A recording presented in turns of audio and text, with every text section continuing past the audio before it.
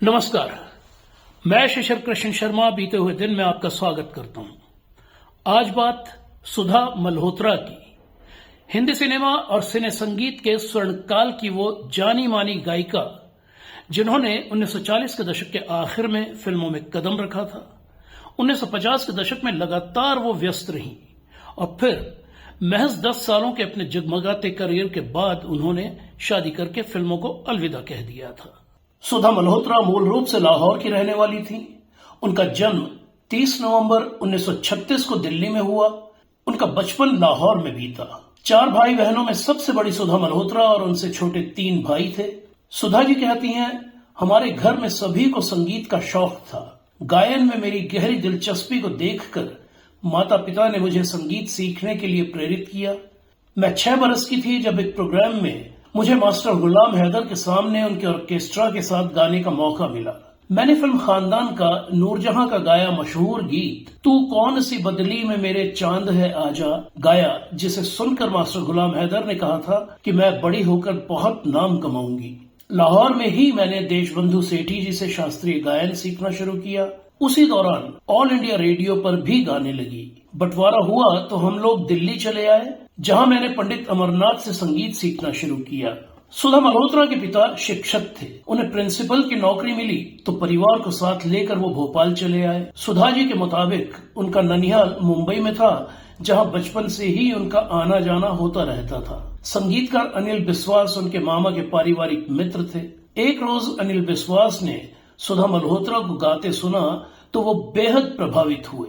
उन्होंने सुधा मल्होत्रा को फिल्म आरजू में एक गीत गाने का मौका दिया। साल 1950 में बनी फिल्म आरजू में उनका गाया वो पहला गीत था मिला गए नैन, जो शशिकला पर फिल्माया गया था।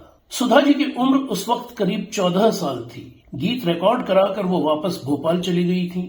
मिला गए नैन को लोगों ने बेहद पसंद किया। सुधा जी के मुताबिक उस गीत की जबरदस्त कामयाबी के बाद उन्हें लगातार गाने के प्रस्ताव मिलने लगे। वो मुंबई आकर गाना रिकॉर्ड कराती और फिर वापस भोपाल लौट जाती थी। करीब 2-3 साल तक यही सिलसिला चलता रहा, लेकिन धीरे धीरे काम बढ़ता चला गया तो उन्हें स्थायी रूप से भोपाल से मुंबई आ जाना पड़ा। सुधा जी के कथन के विपरीत जोधपुर निवासी मशहूर gramophone record collector Shri Girdhari Lal Vishwakarma ji का सप्रमाण कहना है कि सुधा जी की डेब्यू फिल्म आरजू नहीं बल्कि साल 1949 में बनी आखिरी पैगाम उर्फ द लास्ट मैसेज थी। इस फिल्म में सुधा मल्होत्रा ने आबिद हुसैन खान और सुशांत बनर्जी के संगीत निर्देशन में एक सोलो ए बेकल बेचैन नदिया मेरे मन की धीर बंधाती, विनोद के साथ एक डुएट चल रहा स्वराज का झगड़ा और उमा देवी के साथ एक फीमेल डुएट मनवा उड़ा जाए प्रीतम की ओर गाया था। सुधा मल्होत्रा कहती हैं, मुझे उस दौर के तकरीबन सभी छोटे बड़े संगीतकारों के साथ काम करने का मौका मिला। लगभग 10 सालों के अपने करियर के दौरान मैंने 135 फिल्मों में 250 से ज्यादा गीत गाए।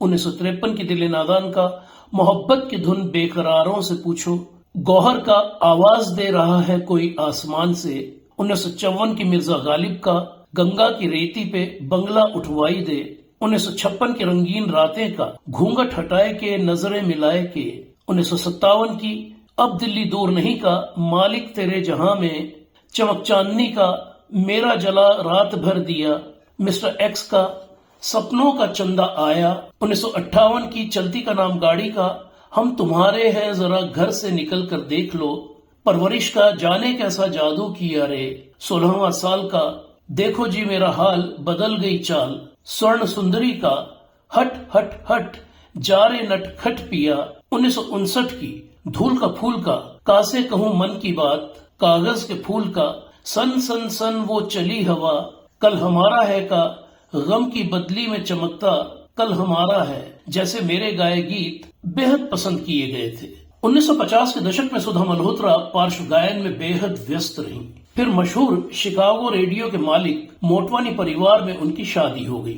सुधा मल्होत्रा कहती हैं, फिल्मों में काम करना उस जमाने में अच्छा नहीं माना जाता था। एक इज्जतदार घराने की नई बहू को इसकी इजाजत न मिलना स्वाभाविक ही था। हालांकि इजाजत न मिलने के पीछे एक बड़ी वजह और भी थी। बहरहाल मैंने घर के बड़े बुजुर्गों की इच्छा का सम्मान करते हुए फिल्मों को अलविदा कह दिया।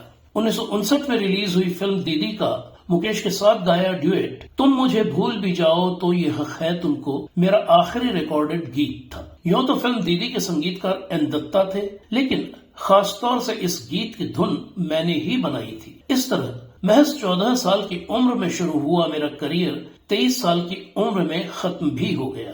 फिल्म दीदी के बाद भी काफी समय तक सुधा मल्होत्रा के पहले से रिकॉर्ड किए हुए गीत बाजार में आते रहे और पसंद भी किए गए, जैसे 1960 की गर्लफ्रेंड का कश्ती का खामोश सफर है, बाबर का सलाम हसरत कबूल कर लो, काला बाजार का नाम धन चाहूं और कल्पना का अस्सलाम आलेकुम बाबू कहो कैसा हाल है, लव इन शिमला का अलिफ जबर आ, मासूम का ये हाथ ही अपनी दौलत है, 1961 की रजिया सुल्तान का जाओ जी जाओ बड़ी शान के दिखाने वाले, 1963 के किनारे किनारे का कदमों में शम्मा के परवाने और 1964 की मैं सुहागन हूं का हम भी थे अनजान।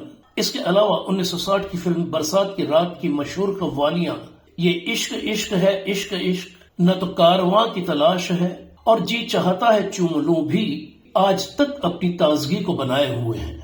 सुधा मल्होत्रा बताती हैं, नौशाद साहब के संगीत निर्देशन में फिल्म उड़न खटोला के सभी गीत पहले मेरी आवाज में रिकॉर्ड किए गए थे, लेकिन जब फिल्म और रिकॉर्ड रिलीज हुए तो उन गीतों में से मेरी आवाज नदारद थी। उधर चेतन आनंद ने भी अपनी फिल्म के लिए मेरी और गीता दत्त की आवाजों में साहिर लुधियानवी का लिखा एक गीत खय्याम के संगीत निर्देशन में रिकॉर्ड कराया था। वो फिल्म नहीं बनी तो आगे चलकर उस गीत को यश चोपड़ा की फिल्म में इस्तेमाल कर लिया गया। धुन और बोल वो ही थे, लेकिन अब आवाजें बदल चुकी थी। वो गीत था कभी कभी मेरे दिल में ख्याल आता है। फिल्म बरसात की रात की कव्वालियों में मुख्य स्वर मेरा होने और पार्श्व गायन में बढ़ती मेरी व्यस्तताओं की वजह से मेरे खिलाफ भी उठापटक शुरू हो गई थी। उस जमाने में संगीत के क्षेत्र में HMV कंपनी का एकाधिकार था। ये तो मैं नहीं कह सकती कि कंपनी पर किसी तरह का कोई दबाव था, लेकिन उस दौर में कंपनी ने मेरे गाए गीतों का एक भी रिकॉर्ड जारी नहीं किया।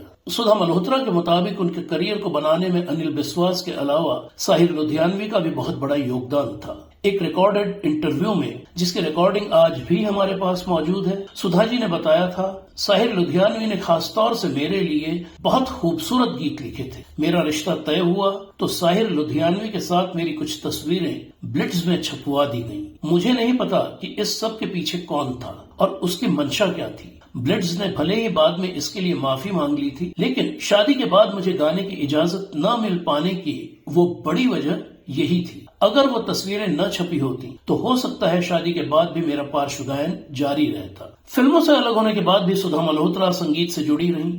उन्होंने रियाज जारी रखा, संगीत की कक्षाएं लेती रहीं और कभी कभार मंच पर भी गाती रहीं। लगभग 24 साल के अंतराल के बाद उन्होंने राज कपूर के कहने पर साल 1982 में बनी फिल्म प्रेम रोग में अनवर के साथ एक डुएट ये प्यार था या कुछ और था गाया, जो उनका अभी तक का आखिरी रिकॉर्डेड पार्श्व गीत है। सुधा मल्होत्रा खार पश्चिम के 15वें रास्ते पर स्थित अपने बंगले में बेटे बहू और पोते पोती के साथ रहती हैं।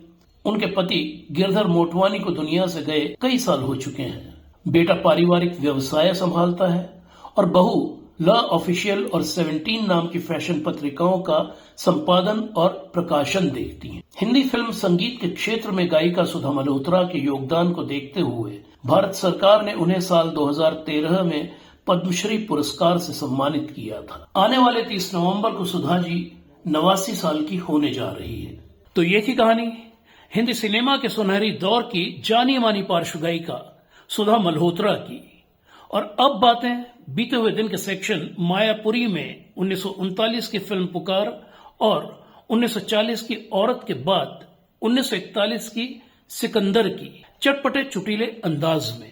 इस चैनल को लाइक, सब्सक्राइब, शेयर और हाइप भी जरूर कीजिए और कमेंट्स में अपने नाम के साथ अपने शहर का नाम भी जरूर लिखिए।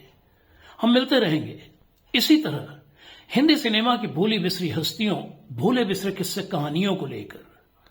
अभी के लिए आज्ञा दीजिए। नमस्कार। जय श्री राम।